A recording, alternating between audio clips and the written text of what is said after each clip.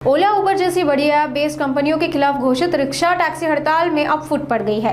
Maharashtra rickshaw panchayat और कुछ taxi यूनियनों ने हड़ताल से पीछे हटने का फैसला किया है। इन संगठनों का कहना है कि परिवहन मंत्री प्रताप सरनाईक से हुई बैठक के बाद उन्हें सकारात्मक आश्वासन मिला। मंत्री ने 15 दिन का समय मांगा है, जिससे रिक्शा टैक्सी चालकों ने अपनी रोजी रोटी का ख्याल रखते हुए आंदोलन से पीछे हटने का निर्णय लिया। साथ ही कुछ संगठनों ने जबरन बंद करवाने वालों पर कार्रवाई की भी मांग की है। ओला, उबेर आणि रॅपिडो या ज्या कंपन्या आहेत त्या भांडवलदार कंपन्या, ऑटो चालक, टॅक्सी चालक आणि कॅब चालक यांची प्रचंड अशी पिळवणूक करत आहेत।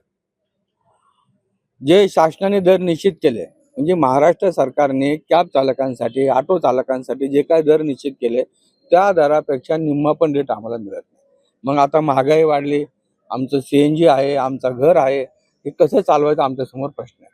अशा परिस्थितीमध्ये परत सरकारने टू व्हीलर टॅक्सी लावली।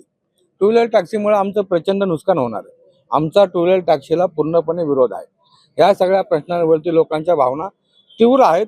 परंतु असं जरी असन तरी पण काल आमची परिवहन मंत्री प्रताप सरनाईक साहेब यांची सकारात्मक चर्चा झाली। त्यांनी आम्हाला 10 ते 12 दिवसाचं आश्वासन दिलेलं आहे की ह्या ज्या बेकायदेशीर कंपन्या आहेत त्यांच्यावरती आम्ही कारवाई करतो आणि सर्व नियमानुसार चालेल असं ते आम्हाला म्हटले आहे।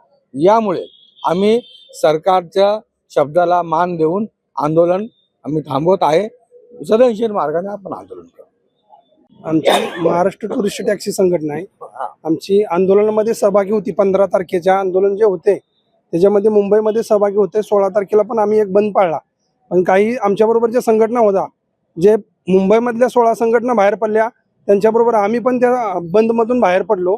का तर बंद हा ड्रायव्हरांना परवडणारा नाही। ड्रायव्हरांचे गाडींचे हप्ते आहे, मुलांची शाळा आहे आणि यावेळेस ह्या जुलै महिना शाळा चालू होतात, त्यामुळे बंदमधून आम्ही बाहेर पडलो। आणि आम्हाला गाड्या चालवताना बी आमच्या ड्रायव्हरांना काय अडचण येते त्याच्याबद्दल पण आम्ही आज कमिशनर साहेबांना पत्र देऊन आमच्या संरक्षणासाठी मागणी करणार आहे।